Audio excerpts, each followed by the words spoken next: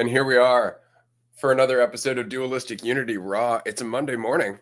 And I thought that I would start on a super bright note and just say, fuck hope. I just want to say, fuck hope.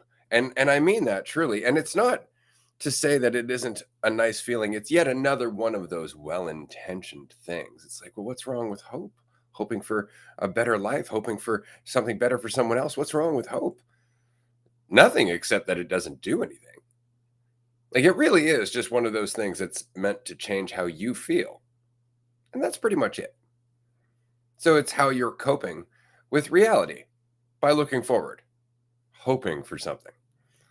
And with that comes the inevitable disappointment eventually, usually. Not that things don't always, it's not that things don't work out from time to time, but it's never exactly as you hoped, right? And most of the times it's not as you hoped because what you want isn't necessarily what you need. And so, fuck hope. Just put attention into where you are. You don't know where it's going, but the best thing you can do is focus on the quality of the step you're on because that dictates the quality of the step you're going into, right? Because that quality of focus, that quality of attention, moment to moment to moment, carries through.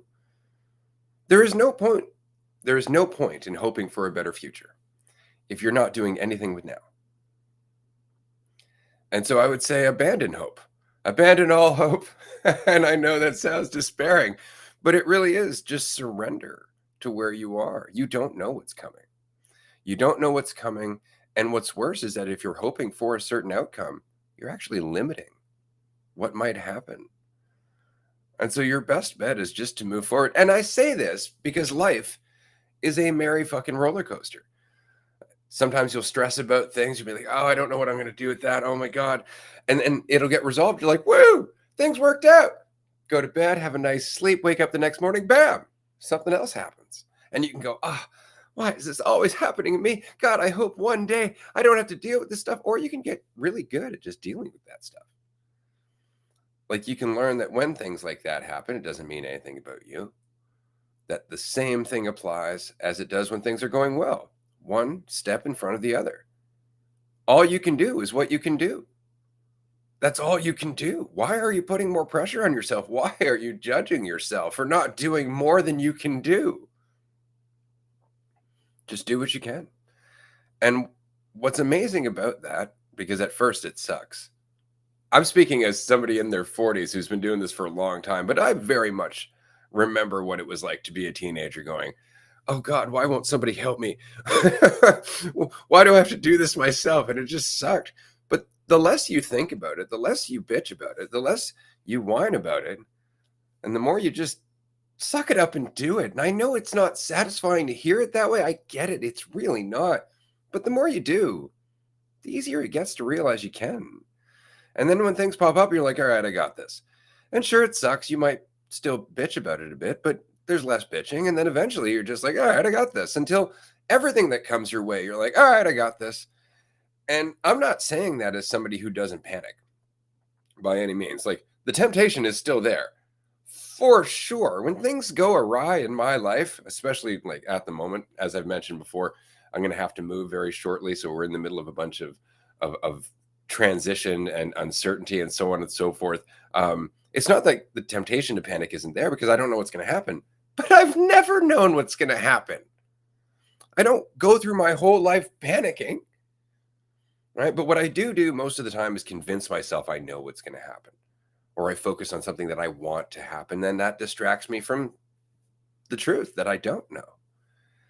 And so rather than distract myself, I'm just going to put the attention into where I am. Or focus on here and not hope for anything. Because what do I have to hope for when I can make the most of now? Ooh, fucking hey. Well said. Yeah, it's almost like hope is walking around, seeing a scary bit or feeling a scary bit or an intense bit of life, like being on a walk or even like in a haunted house. And instead of just continuing to walk through and have some sensitivity to what's happening, just closing your eyes and hoping for the best, right?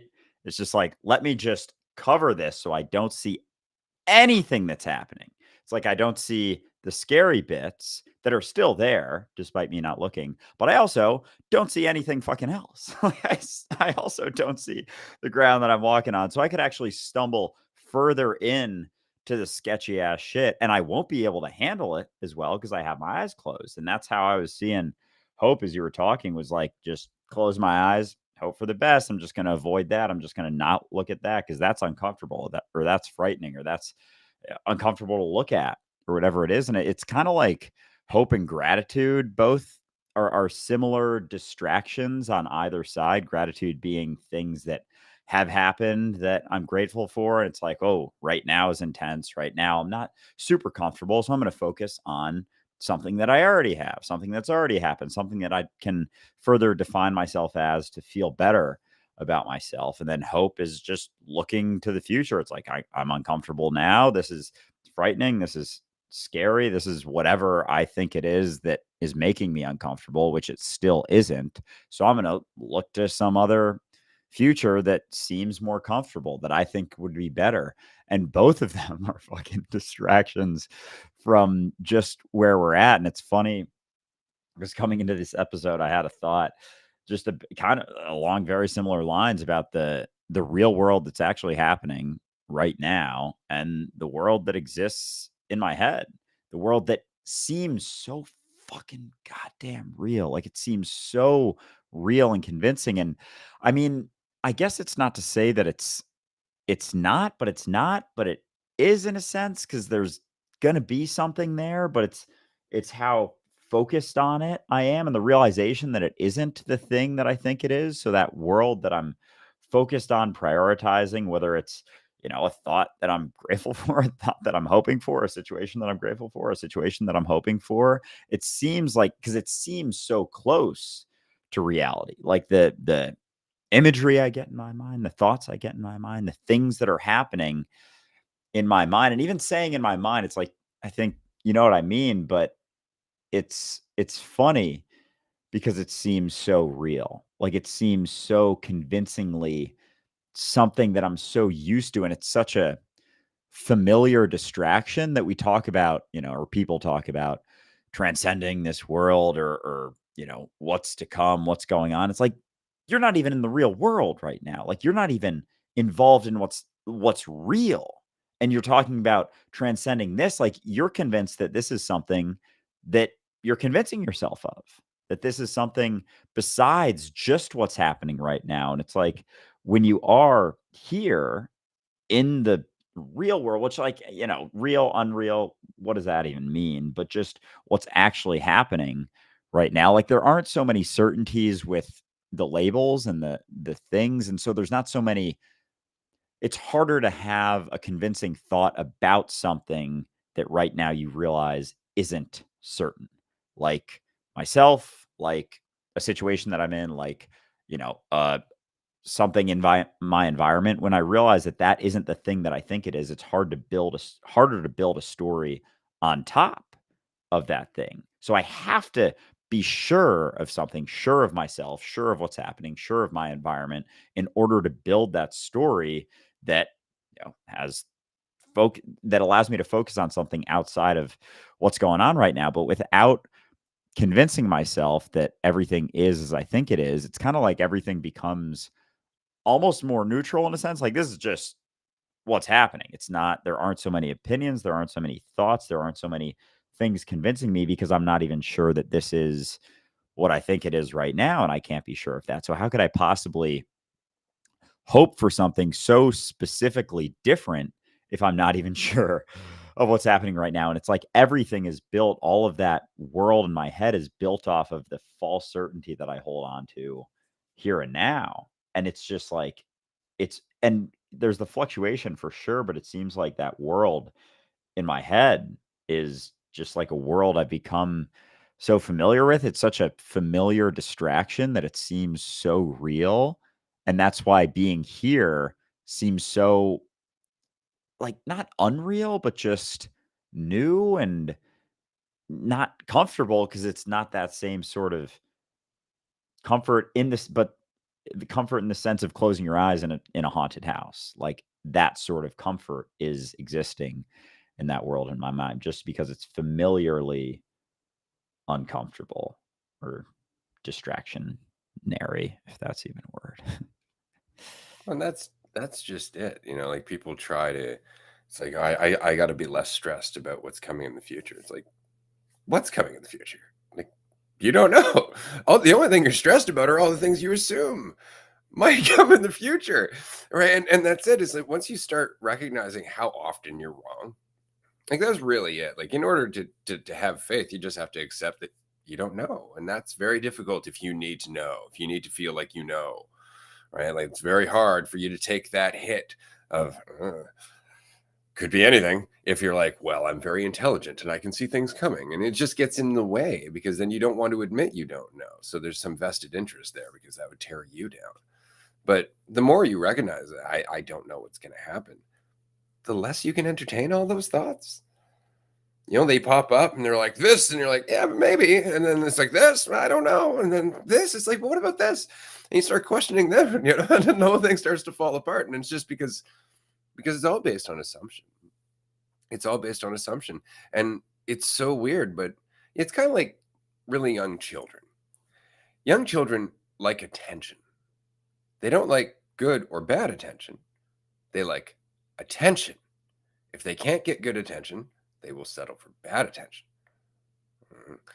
It's more or less the point is that if we can't settle on good certainty, we'll settle on bad certainty, right? Like we'll just settle on some shit story about ourselves and what's coming forward because at least we know, right? And how many people will tell you that? Like, no, I'm really good at this. Pattern recognition. Fuck that noise. Like pattern recognition works on a small enough pattern, but you're talking about patterns within patterns within patterns, right? Like this, if you look at this perfect example. Look at the Earth. The Earth in its rotation around the sun is a pattern. Is it a perfect pattern that you can measure accurate? No, that's why we have a leap day. That's why we have leap years. It's because it's not a perfect pattern, or rather it is a perfect pattern, but it's got nuance to it. Same with the rotation of the moon, all that stuff, right? Patterns, when you expand them onto a larger playing field, they don't have the same patterns. They interact with everything else. And so to say like, well, I know what's going to happen because this has happened and this was happened, this has happened, you can guess. And that's all we're doing. Even me, I've said this before. I just played the probability game. Like more often than not, I'm just like, more than likely this is going to happen just because of these influences. But at one point, I would have been so sure. I would have been like, no, absolutely, this is going to how it's going to go. And that limited me from a lot of things. And it kept leading me towards frustration and disappointment. Right? Because, I was wrong. Not only did shit go awry and I had to adjust, but now I'm beating myself up for not being right because I needed to be right. Right? All that stuff. And so, yeah, no, once all that falls apart, all you're left is with here, which is all you've really had. It's just that, I don't know, we're told or we're taught that that's not enough. You got to be here with a bunch of shit in your head. You got to be here thinking about yourself. And then that's what we learn in school is like, here, sit in this desk and learn to think about yourself and everyone else and learn in this environment that is so incredibly toxic. It's so toxic. It's so funny. I was watching television with my daughter the other day, and we were watching something about school, and she was just observing the kids in the school, and she's just like, thank you so much. And it's like, yeah, you're going to say that a lot more as you get older, for sure. And it's just because those of us who had to go through that crap, there's an impact. Like, it's still lingering. I still find myself, getting anxious about being judged. I'm like, who the fuck is this person? Like, why do I even care? Right? Why do we even care? But why do we care about teachers judging us? They're just as much strangers. Why do we care about other kids judging us? Like, because we were taught judgment is a good thing. We were taught judgment is how you run a society, how you evaluate yourself as a person. Like,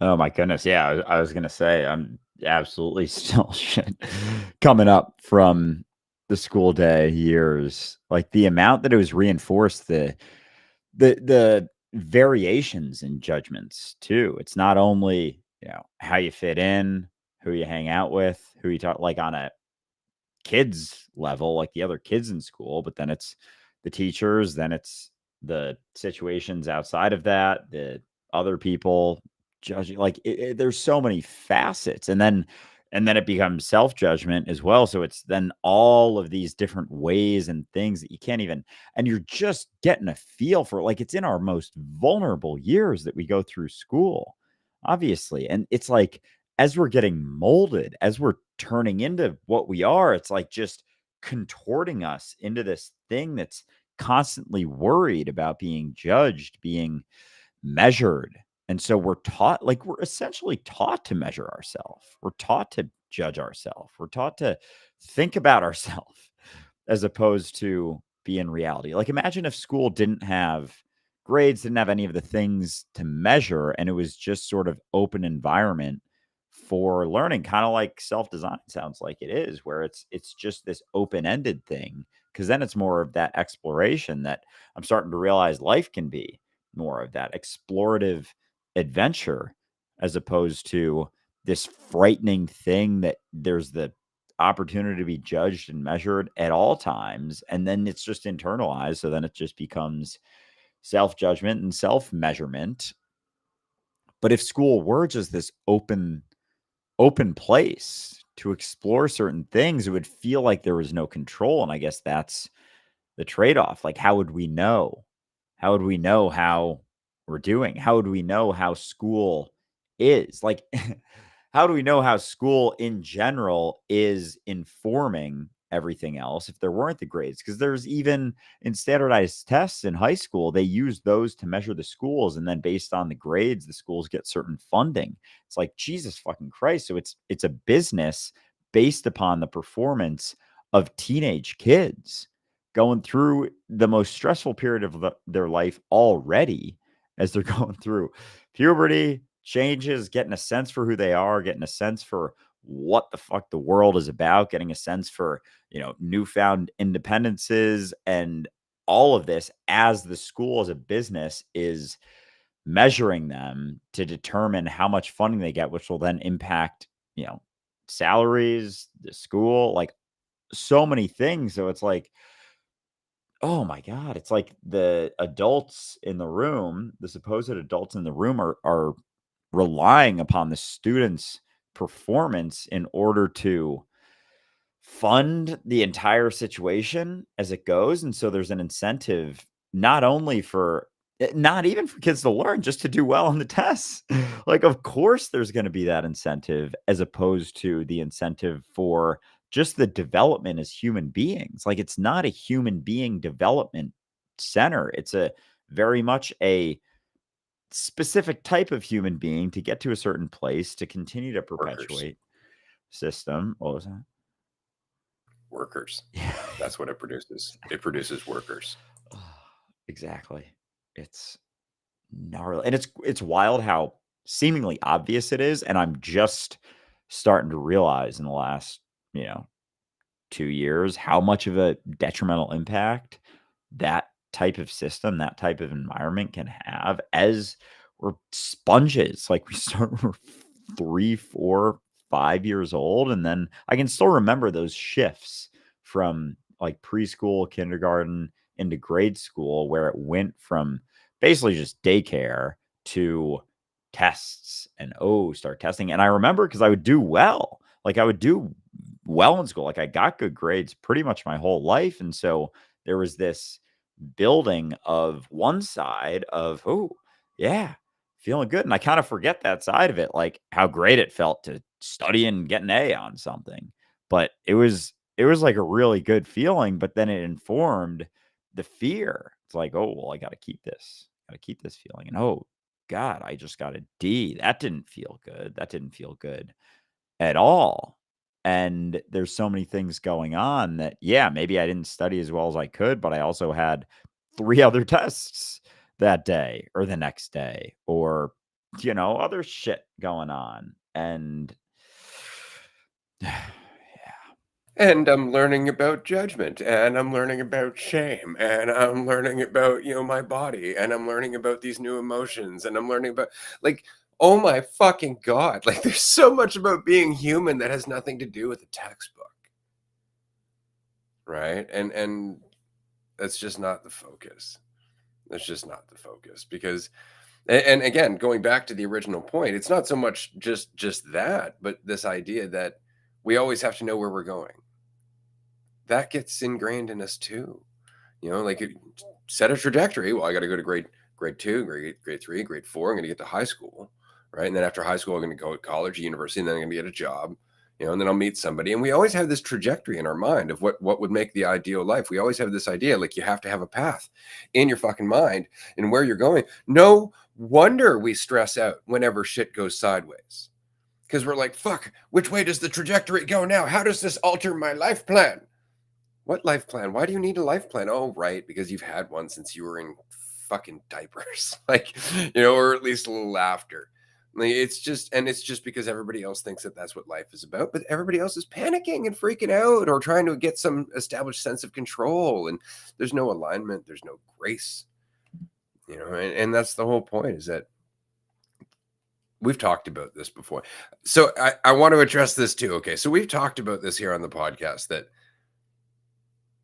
this is really just about being yourself. That's all this is, without needing to look for answers, without needing to feel better, without needing to think your way into a sense of control, without needing to cope, without any of that, without just being able to express yourself and be yourself, regardless of what you're feeling, regardless of what you're going through, regardless of where you are, and to accept that experience of being you. That's all we're talking about. And there's no way that anybody can teach you to do that, which is something that we've said numerous times, that you, in fact, have to find your way there through priority alone. It has to mean something to you. And often that just means you have to get tired of beating your head against the fucking wall with the illusions and the control and all the shit that you think is going to happen that never does. Like, you just got to get tired of that shit. And so we are never saying we have answers.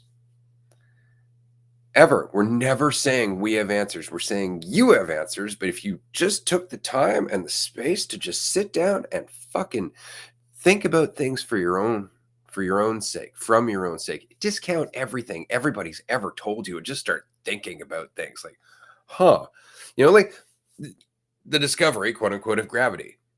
Dude was just sitting down and an apple fell on his head and he's like, oh, fuck, there's something that's pulling that shit down. And it's just that, like, how often do we do that ourselves? Just sit down and contemplate life for ourselves and recognize how much we have the capacity to understand if we get past memorizing the concepts that everybody else holds as valuable. And yet nobody else is using to any degree that makes them happy. Nothing's going well through this dedication to concepts. So obviously it's awareness that we're missing. So if that's the case, then if it's awareness, then it's on you. It's not on us. We can't do shit. We can't tell you that. We can't tell you how to get there because you have to do the work. The work being having faith in yourself. So it's not really work, but it seems like that when you're not used to having faith in yourself. There is a point to this rant. Somebody recently left a comment on one of our raw videos on YouTube. I don't remember which number it is. It's in the comments. Basically expressing some dissatisfaction with our tendency to call out people like Teal Swan, Dolores Cannon, Abraham Hicks, or Esther Hicks, excuse me, or any of these people, or what's his name? Oh God, Bashar, that guy. And we call them out, and I've straight up said it's snake oil. It's snake oil, and they're like, I don't think that's fair. I went through these, and sure, I wouldn't go back to these people now. But obviously there was some value there. It's like, you picked value out of there despite the snake oil, right? And I want to say, here's the difference. All of those people are presenting you with answers. All of those people are not only presenting you with answers, but presenting you with a character that has the answers. That's the snake oil. That anyone other than you can figure out you, can align with you, can establish your relationship with you. It's all about you. But as long as there's some cosmic fucking wisdom that you have to channel from some mystical place through your ass, well, then there's always going to be somebody with a fucking, holy ass that's going to be important, and it's never going to be about you. And that's the snake oil. Of course it's about you. Who else could it be? There is just you. Your whole fucking existence is you. It's all you. And the only thing we're learning to do is live for us. And why should we have to learn to do that? Well, just because we've been told to live for everybody else's opinion of us. So we're just crawling out of a weird fucking quagmire of doubt and thought and self-judgment and assumption. That's it. As Andrew said, we're just coming back to reality. And we're like, "Oh my god, this is super jarring to just be here." It's like, only because you haven't been. Only because everybody around you's not, right? Because if you are, then you have to deal with the reality of uncertainty. And then that just comes down to your relationship with you. And nobody can teach you that. You're the only one who can go through it. Yeah, that shift and that realization that it's just on me, like, all the things that I'm going through, all the things that I'm dealing with, like, no one's coming to save me or help me deal with me, like, deal with my things, deal with my stuff, and I guess it's just letting go of the idea of my stuff too, like, that certainly lightens it, like, "Oh, this thing is so personal to me." It's like, in 2 senses, it's almost not, in the sense of, like, it's just an assumption that it is, but then it's also the realization that you're not what you think, and so, like, all the things, all the shit, "Oh, this is my stuff." It's like, yeah, and yes and no. Like, it's your stuff that you're dealing with individually, collectively, like, from that perspective, yeah, it's all your stuff, but not in the personal, siloed, divided sense, and so, it's like we're all components, like cells in a body going through my stuff in different iterations from different perspectives, like, 2 people from entirely different backgrounds, different looks, different worlds can be going through the same sort of realization, insight, shit, and be perceiving it entirely differently, so it seems so fucking goddamn personal, and yet it's not, and yet it's still the same sort of thing, dealing with the perception of myself, like, dealing with the assumption that I'm something separate, and all of the reasons that I'm so convinced that I am, and all the stories that I've always told myself that convince myself that I am, and so that's at our it's like that at our baseline is what we're going through, and we're perceiving it in all of these different ways, like, "Oh, I'm dealing with this," stress, anxiety, fear, worry, self-doubt, self-criticism, judgment of others, judgment of myself, and all of these things that we'll talk about like they're so personal because we'll have a story that goes along with that experience of fear, like that experience of fear of not being enough, which can only be derived from thinking that there is a way to be enough, like a thing to do to be enough. Like I can do something very specifically to confirm to myself that I am enough. And even as I'm talking, I'm like, fuck, I am kind of convinced that there's some way that I can live that I'll finally be good with myself, that I'll finally feel like, oh, I'm enough. And yet, like over the last couple of years, all of the things that I thought would make me feel like I'm enough, I've started to realize that, oh, they're not gonna do it. And yet it's almost like I still haven't gotten to the point where I realize it fully. Like I'm not necessarily striving for something in the same way. And yet I still have that deeper assumption that there's some experience, there's some accomplishment, there's something that I'm gonna do, that I'm gonna overcome, that I'm gonna deal with, that I'm gonna succeed at, that's gonna clear the air. But it's like I'm creating the fog by thinking that there's a point that the fog clears that isn't here now. And how fucking wild is that? That I've convinced myself that I think like I am just realizing how much I've always thought there's going to be a place where it changes. And it's not to say that, letting go, not holding on to all of my assumptions doesn't kind of clear the air in a sense right now, or, going through the shit or having a really tough day or situation. Like there is the realization that this will pass, but it's not through fighting it, it's through, like, letting go of my fight of it, and then it kinda changes pretty quick, like, my perspective of being in shit or focused on stories that are bullshit or focused on things in my head or dealing with fears and insecurities, like I've gotten I don't know, a bit of a new perspective on it that I understand more that it's processing things, that it's dealing with things. And so I don't have to, if I am feeling very uncomfortable or uncertain or afraid, I don't have to try and get rid of that. Like I don't have to think that being in the quote unquote the shit is a bad thing. And then it doesn't really feel like it anymore. It's like, yeah, this is a lot of feelings. This is uncomfortable, but it's not necessarily like this is the shit and I have to get out of the shit. Like when I'm good with being stuck in shit and like I'm rolling around with in it like a fucking pig or something. Like then it's not so scary anymore. But it's just this constant thought like, oh, I hate that I'm going through this. I wish I wasn't dealing with this. I wish I wasn't going through it.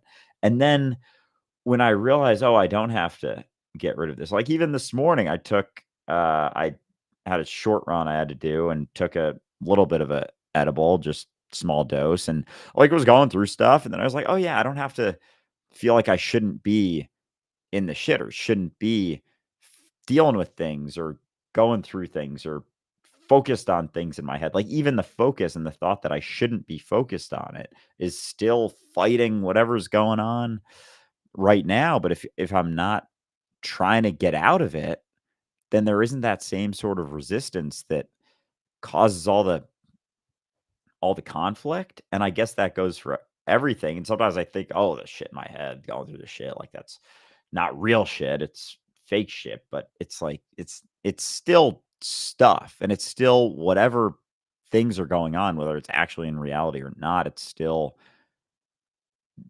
there doesn't have to be this guaranteed response, this like knee-jerk response of fight, resistance, avoidance, because it never does the thing that I think it's going to do. It never actually solves or cures the situation. It's just digs me into a fight. It gives me a sword, and all of a sudden I start fighting this thing that's just fucking myself fighting back at me, opposed to putting the sword down and you know, looking at where I'm at and just facing it and continuing on, realizing no, this will shift, but through me looking at it and facing it and going through it as opposed to just fighting it like it shouldn't be there.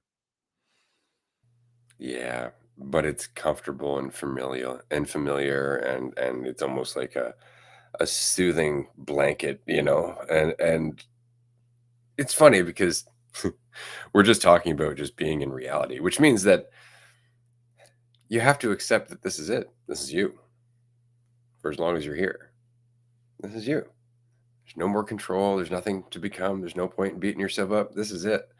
And you have to let go of that journey. And that's a large part of what we're attached to is just that journey is just that it's not even a journey so much as just beating around the bush. It's very much like when we're young and somebody asks us like, hey, can you come over and do this chore? And I'm busy at the moment. I got to go and do something. And so like we come up with something to do instead of doing the work that needs to be done. That's kind of what we're doing.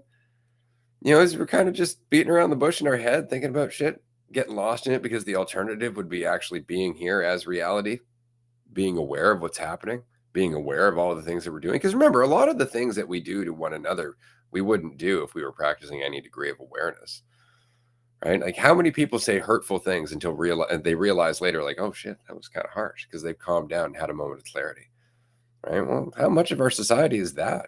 Just a lack of overall clarity, right? And then coping mechanisms and responses to that lack of clarity that often come from a lack of clarity. So much of it's based on fear, right? And it's all based on that again, that recognition that you're not what you think you are. That's where all of your fear is coming from. Is this idea that you are, this idea that any of your thoughts could be true. Because that means any of your fears could be true. But what's actually happening now? See that silence? That indicates nothing. Ah man, yeah, powerful little pause right there. It's like, oh yeah, this is this is it. And how much it is that fucking just the consistent beating around the bush in so many ways. And even like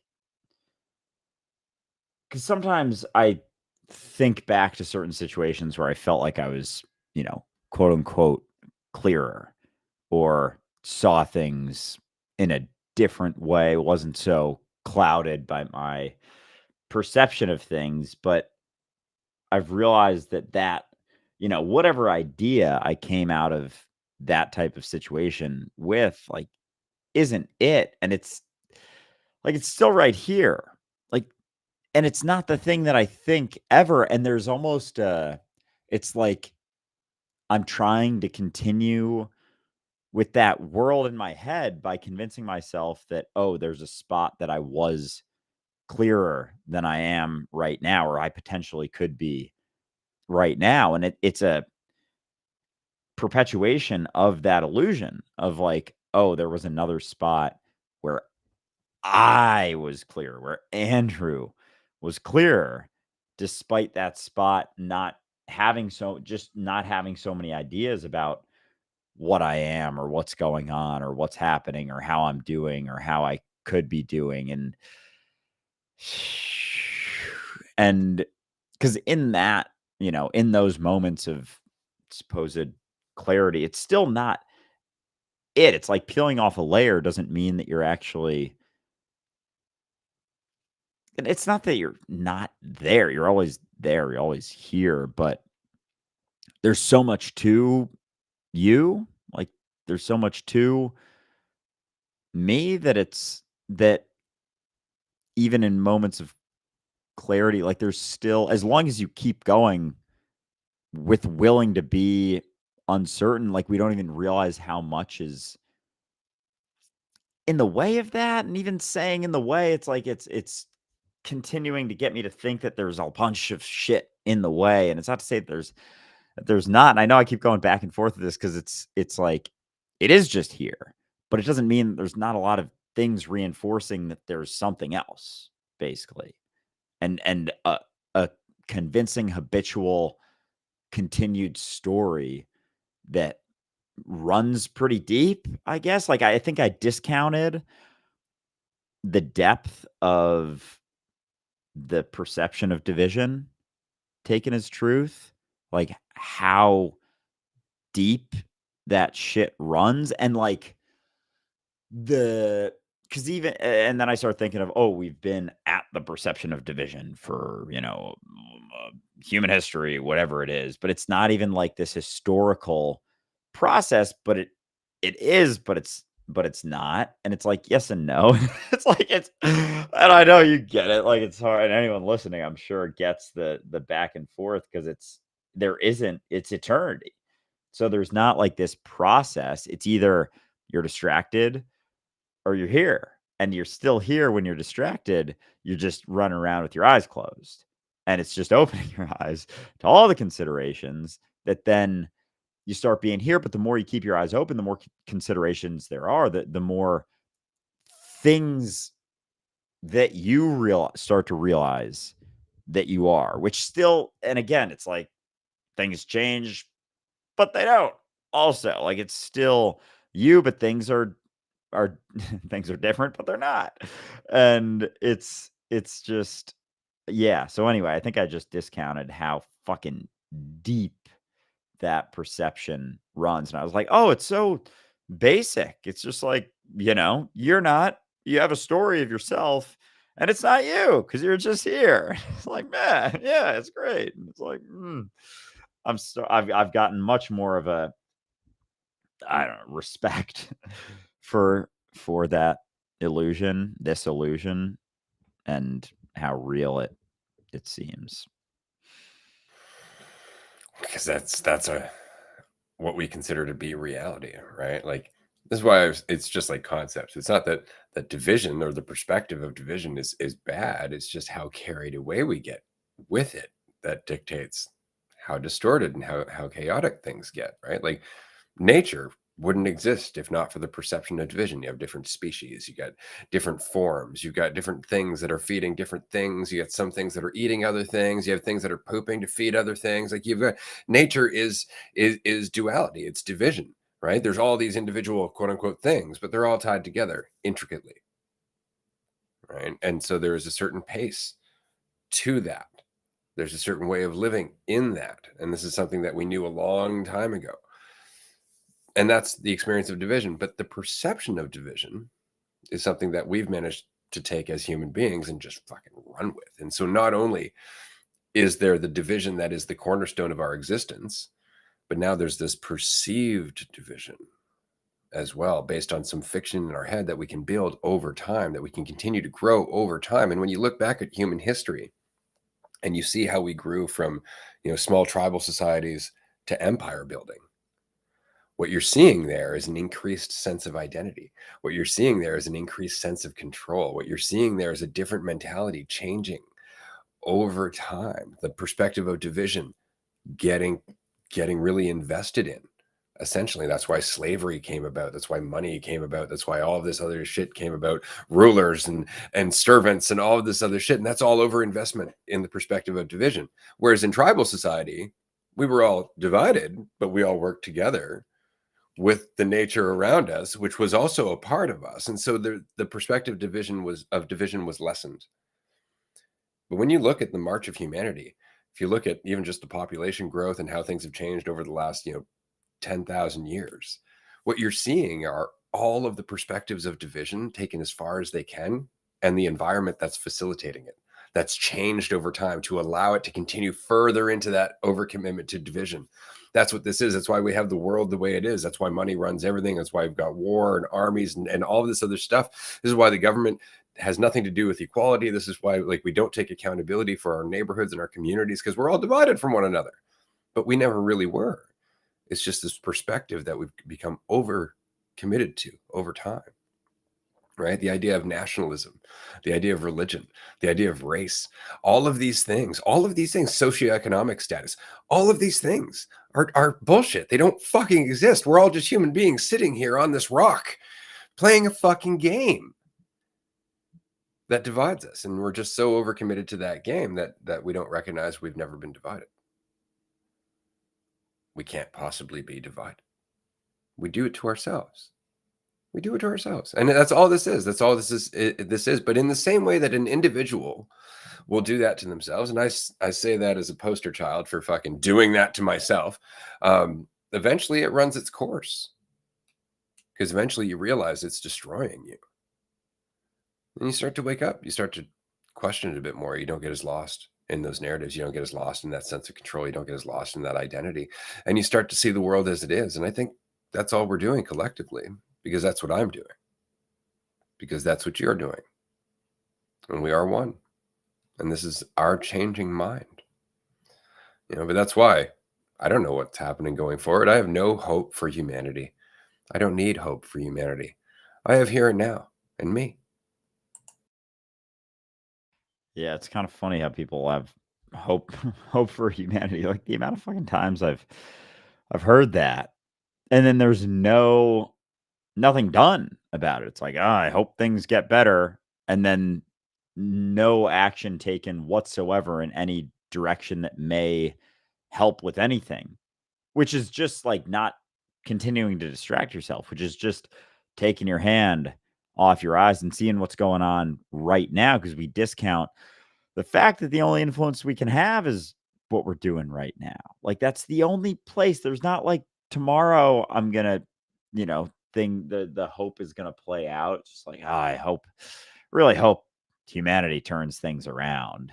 like we're like we're pointing at humanity from on top of a hill. Like we actually like I'll actually talk about humanity as if it's something separate from me. I'll talk about society. I'll talk about the system. I'll talk about the world. I'll talk about reality as if it's like me versus, because as long as I'm maintaining some idea of myself and some idea of society, they're not really overlapping. Like I could say that they are, like my idea of myself is contained within my idea of reality or society or existence or whatever. But as long as there's an idea of me, that's a separate idea to some degree. And then it's not, I don't see that things are changing. It's like that continued lack of responsibility.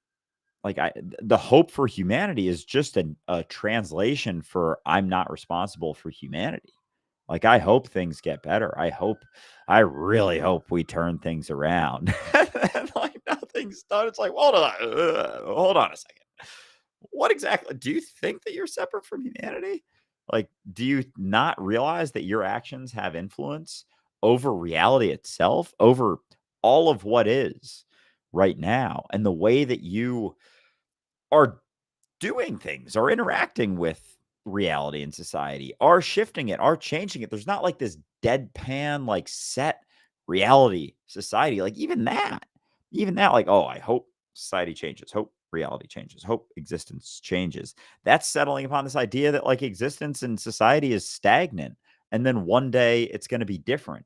And then another day it's going to be different. It's like, no, it's fluid.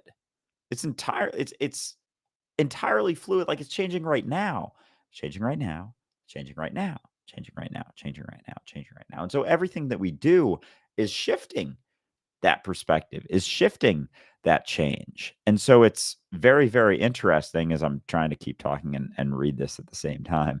And it's kind of a really, it's like a one of those brain teaser exercises.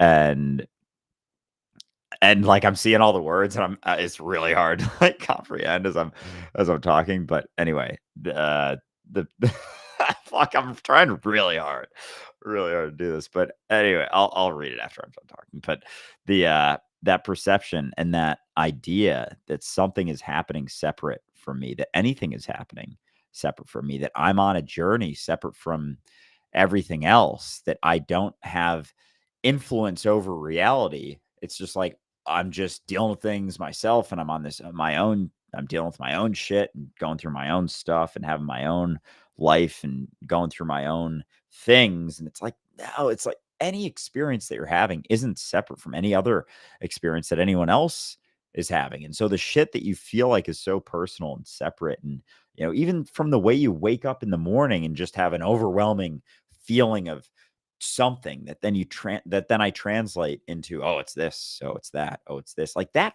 feeling isn't separate from anything else. Like there's nothing that could adequately convince me that I could possibly know that not everything else woke up with that same degree of feeling in some way, shape, or form. It's not to say that it is necessarily, but I can't be sure that it's not. I can't be sure that anything that I go through is separate from anything else. But if I convince myself that it is, then all those other things come in. Then I reinforce a story. Then I come up with some idea of what's going on. But it isn't separate from anything. And so the more I realized that, oh shit, it's not personal, but then there's opportunity because I'm not disconnected from like I'm not even a thing. Like I'm selling the body. I'm the body. Thinking I'm a fucking cell, thinking that what I'm going through is so divided from the body. Like, oh no, the body's not going through this. I'm going through this. I'm becoming more. I'm becoming less the whole time. Being like the same thing. You've always been what is, and like the fluctuations about what's going on, and I'm not discounting the reality of like pain and impacts that one cells have over the other at all. It's not to say that, but then like we perceive these fluctuations in our experience despite, and it's like the experience of them, but it's still, until I tell myself a story about something that's happening, like it's not really a fluctuation. It feels very much like a fluctuation, and there's nothing wrong with it feeling like a fluctuation. That's what experience is the like almost like the perception of a fluctuation in myself, in my value. And that's not the case. It's like experience is always changing and shifting, but I'm not. And I am, but I'm not. Like I'm not going up and down through things.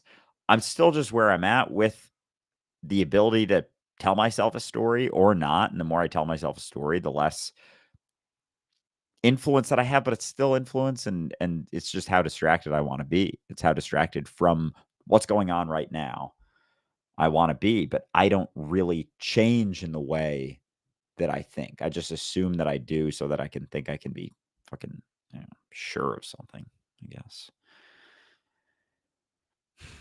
I am the alpha and the omega. I am the beginning and the end. I love that expression because it really is like it all comes down to you. You are the beginning and the end of your existence. You are all you know, and you're all you'll ever know. And no matter how much you think about everything else, no matter how much you think about what your experience is and the people around you, still comes back to you. Because without you, you don't know any of this would be here. I love that question. The problem, or rather the fun part about that question, is what you mean by you. If you weren't here, would anything else be? What do you mean by you?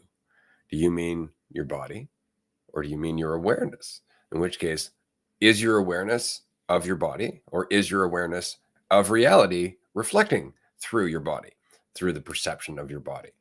Right. And that's the difference, is all of a sudden you start to recognize, like, oh, right. Just like a cell, we're all doing it. We're all doing it, whether we perceive ourselves to be doing it or not.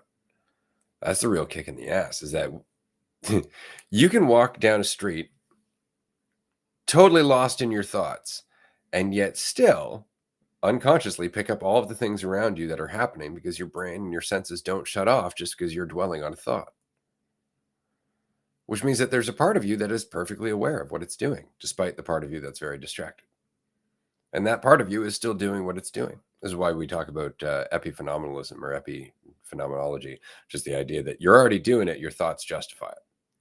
We are action, like we are will embodied. As I was saying on the TikTok live the other day, which we do every Wednesday at 5 p.m. Eastern, if anybody's wondering, that this idea or this experience of will, of movement, is based on duality. It's based on the fact that there's a past and a future and a present. So there's this experience of moving through them, right? But that's just duality expressed. Again, this time expressed as time.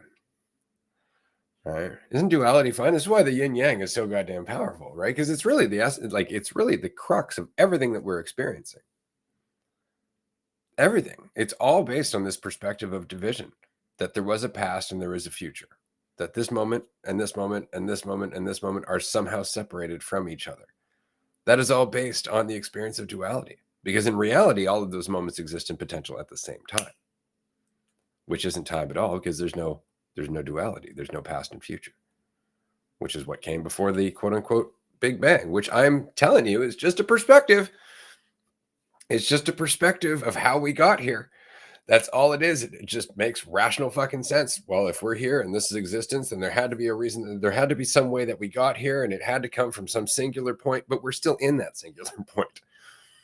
We're in that singular point with a perspective of how we got here, despite never getting here. Always being in that singular point that is nowhere and no time. It's just perspective. That's all it is. It's just like awareness. Like the only difference is that you perceive yourself to be a different person in a different place in a different time. Right. But you're still now and you. Right. And all the rest of it is just quantum soup. So on the subjective level, this is just every dream that awareness could have of everything it could possibly be in every location it could possibly be, but strung out over time so it makes sense.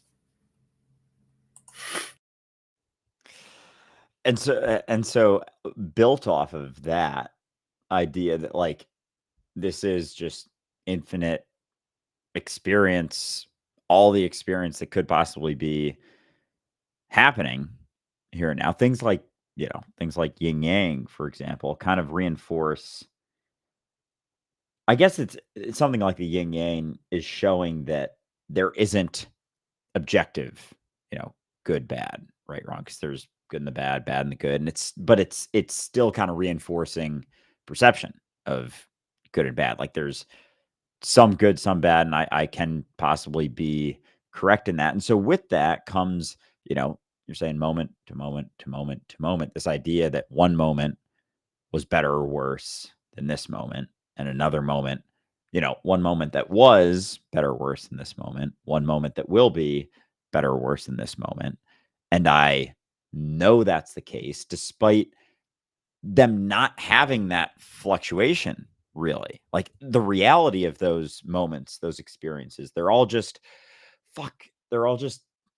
iterations of infinite experience. Like I'll say that, oh, that was and even like even for like traumatic things, it's an iteration of all potentials, which is kind of brutal in a sense, very brutal in a sense to look at, but at the same Yes. time, informative.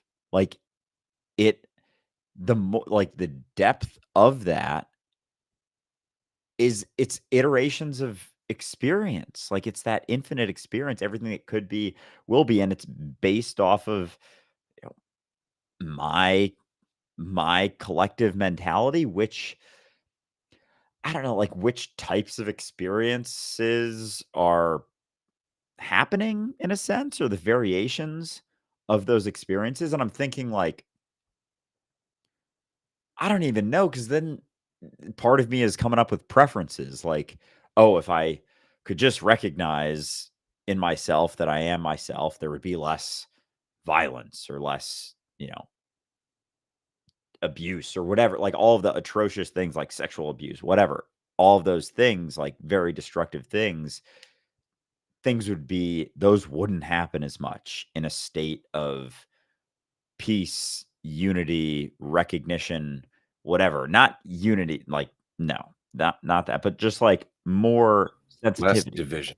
Yeah, more sensitivity to what's actually happening right now. More of me taking my hand off my eyes because there's a sensitivity even without necessarily seeing myself in everything, just sensitivity to what's actually happening.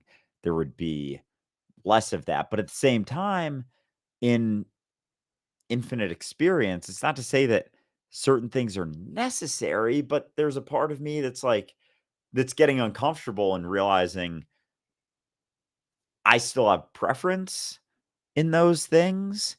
And like the whole love and light side of things kind of coming in like, oh, the world is inherently a good place. And that's not, like, reality is inherently good. There's underlying good and love and peace and everything. And that's not it. It's like there is destruction, construction, discomfort, comfort, perceived discomfort, comfort, and but it's not to say that one experience is better or worse. It's just indicative of sensitivity. And so a big part of me wanted to say, like, like I want to say there's a right and a wrong, but there isn't. It's just because then it's relying upon something outside of me, and it's foisting responsibility onto something else, as opposed to just me actually being where I'm at, and that informing my experience, not so much looking to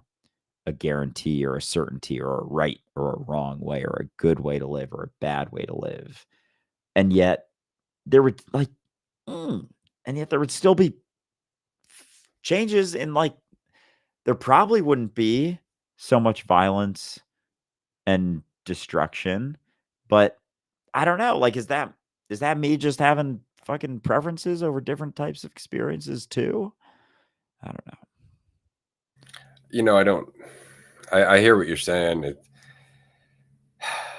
It's not even about preferences so much as just recognition. Like, there's no good and bad.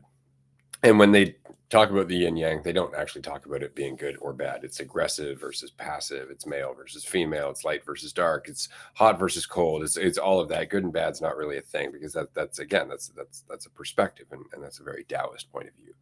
Um, that said, where the fuck was I going with this? The less abuse if things were Right. Thank you. recognition. So it's not about being more unified. It's about how committed to divisiveness we are, how committed to that perspective of division, because that's what drives our communities apart. And that community being driven apart is what makes people feel abandoned, makes people feel resentful, makes people start to, the families start to break apart. And then over time, you have more crime. Over time, you have, more poverty. Over time, you have less support for one another. And all of these unfortunate acts of division, these unfortunate forms of violence and harm and whatnot, become perceived as necessary in a world that's perceived as divided, right? So it's not that one is better than the other. I mean, there's a trade.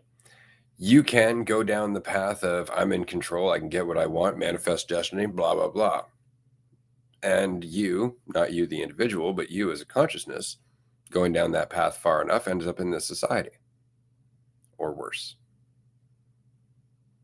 right? But that's it. It's the recognition of how we got here. It's not the judgment of it, because you can't do that, right? That's not how we change ourselves. We can't judge ourselves into being less divisive. We have to accept how we became that divisive. We have to accept ourselves. We have to start to show ourselves empathy. And so that's it, is that the more divisive we are, the less empathy we have. That's really it. It's just a trade. The more control that you can feel that you're in, sure, but you're going to lack awareness. You're going to lack empathy. And that's the trade. It's not that one is better than the other. This is why the whole biblical thing, like, I'd rather reign in hell than serve in heaven. That's your choice. Those are your choices. You can think you're in control in hell, or you can serve. You can stop making it about you and experience heaven. Those are your choices. Right? Those have always been your choices. And there is not one that's better than the other, because there is no better. There's no non existence. There's no end to this. The whole world could blow up. Existence continues as you somewhere at some time. So it's not that there's any consequence to it, to existence, right? But to us. And this is why we have will. It's not about preference. We can go, well, I think I'd rather just accept myself because this seems fucking pointless. Like, we can just go down this path as long as we want to, and that's what we've done collectively as a society, or in terms of your mentality or anybody's mentality, is we've just committed to this idea of ourselves. That's what we're trying to get over. It's just that we think we're trying to get over it individually instead of it being a collective lesson. In fact, possibly the lesson that in the entirety of our societal history has been leading to, whether we think of it or not. We might think this is all leading to some advanced technology, and it's not. It's leading to an acceptance of ourselves.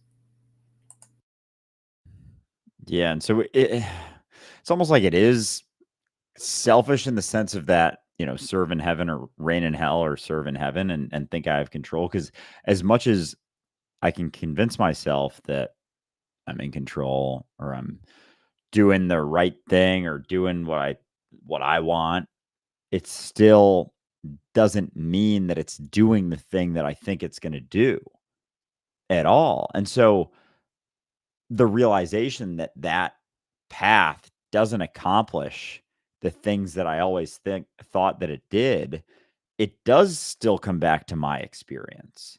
It's just the willingness to recognize what's actually happening, and as long as you keep your eyes closed and you're not sensitive to what's actually happening, there can be that continued convincing that I can be in control of things, that I can have an idea of what should or shouldn't happen, or a preference over what I think I want or don't want, as if what I want is better than what I don't, and it's still,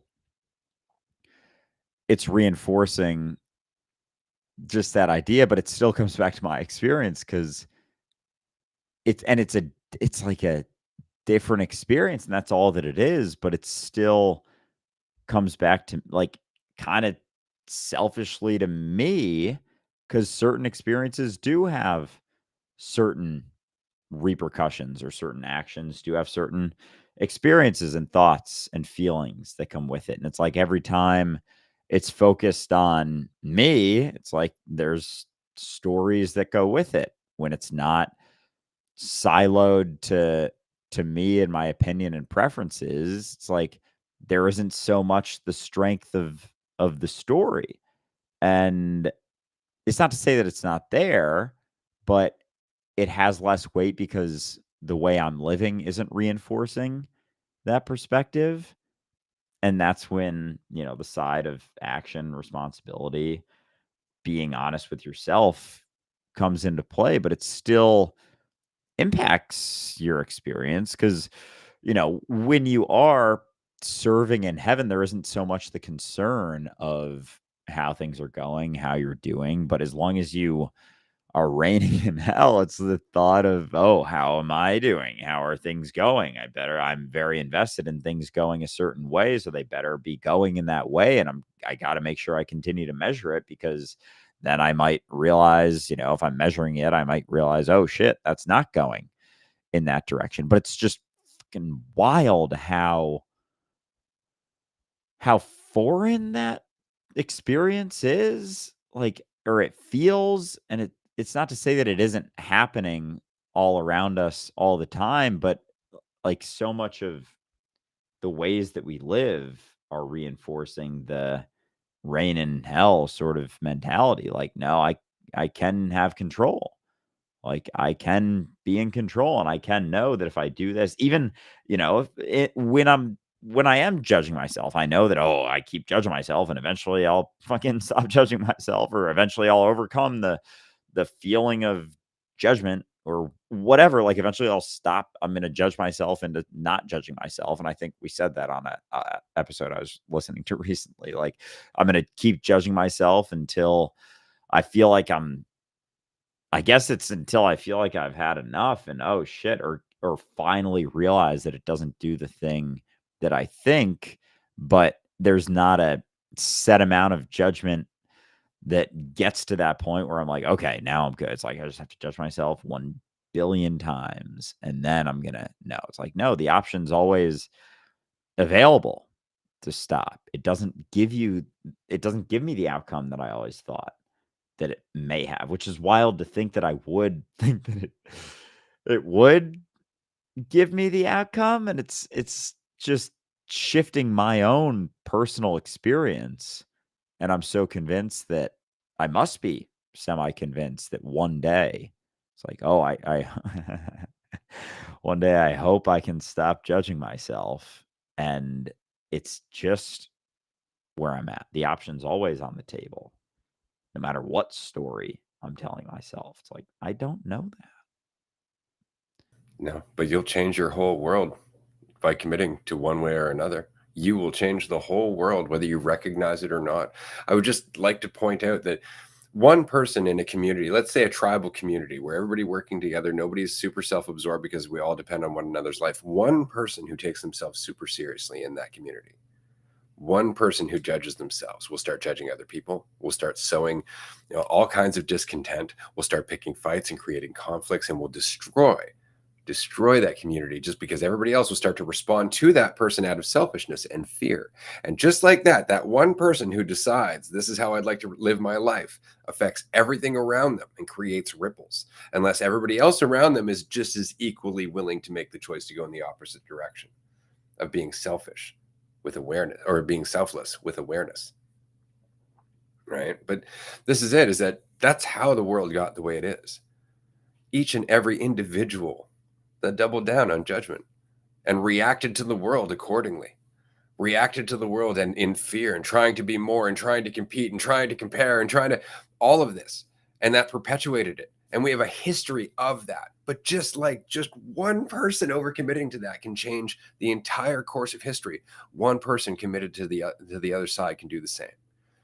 One person willing to let go of their judgment of themselves, one person willing to go out and take a risk, walking down the street, somebody's carrying their bags, like, hey, can I help you with that, rather than, oh, that's not my problem, I got to get to where I'm going, I got shit to do.